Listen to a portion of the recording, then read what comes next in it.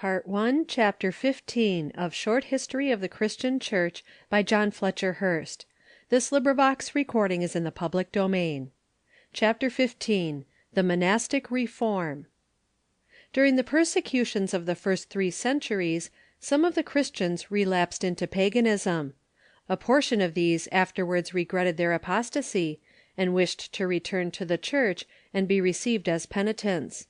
Within the Church there prevailed 2 sentiments concerning them: a lax view, which exacted but little more of the penitent than a pledge of future fidelity, and a severe view, which kept the applicant for readmission on a long probation, and, in many instances, would not receive him at all. These 2 views, however, took a wider range than the readmission of the lapsed into the Church. The imperial favor was already bringing in disorders of many kinds. Many Christians, both East and West, protested against them, while the more wealthy saw no real danger to vital Christianity by making certain social concessions. The former and stricter class found expression in the life and career of Montanus, a native Phrygian. Montanus, A.D. 156, like the people among whom he was reared, was fond of the marvelous and ecstatic. The old national worship was that of Cybele, who was here honored as nowhere else. Divination and clairvoyance were believed to be priestly endowments. Political disaster only fanned the flame of devotion to Cybele.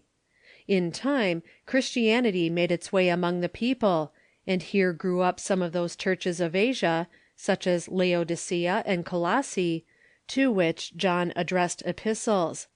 But the natural temperament remained undisturbed, and the people carried into Christianity the same firm fidelity to their new faith which they had entertained towards paganism. The followers of Montanus demanded a return to the apostolical life of the Church.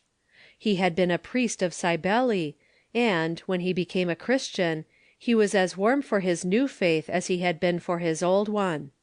There was not a trace of idolatry left in him, but his nature was quite the same. He remained the visionary and the prophet. He proposed to regenerate the life of all Christendom. He saw departures from the old simplicity and purity, which he regarded himself as the chosen instrument for removing. His place, therefore, was that of the reformer. It was an obscure region to produce a man of such superior claims, but he stood out before the whole Christian world as the representative of the old and pure faith. Montanus combined the practical and visionary to a remarkable degree. He claimed that there are 3 persons in the Godhead, Father, Son, and Spirit, and that, through the 3rd person, the Paraclete, God prophesied to the world. The world will speedily end, and then the millennial reign of Christ will begin. The real Church is the pure Church. Nothing but absolute purity must be allowed in it. There is a universal priesthood of believers. Penitence must take place after sin, but sacrificing again to idols should exclude from total restoration to the Church. But God may still forgive. The expansion of Montanism went rapidly on. Communities sprang up, not in Phrygia alone, but in many other regions. They were small societies in the general Church, ecclesiolae in ecclesia, like the pietistic organizations within the bosom of the German Protestant Church in the 17th century. The bishop, Julianus, tried to win them back, but, failing, adopt severer methods. 2 councils were held, at both of which the Montanists were condemned. Rome favored their cause at first, but afterwards settled down into a sentiment of firm opposition. The looser discipline of the Western Christians was not likely to harmonize with it. But in Gaul there was a close sympathy, where the bonds between the Christians and those of Asia Minor had always been very close. In North Africa the view of Montanus gained new favor and great prestige through the support of Tertullian. He advocated the universal necessity of a stricter discipline, and eliminated some of the vagaries of original Montanism. His name gave it new respectability, but, with even this great advantage, the system was doomed. The condemnation by the councils, the visionary speculations of Montanus, and the preeminence of ecstasy, vision, and chiliasm in the movement were as millstones about its neck.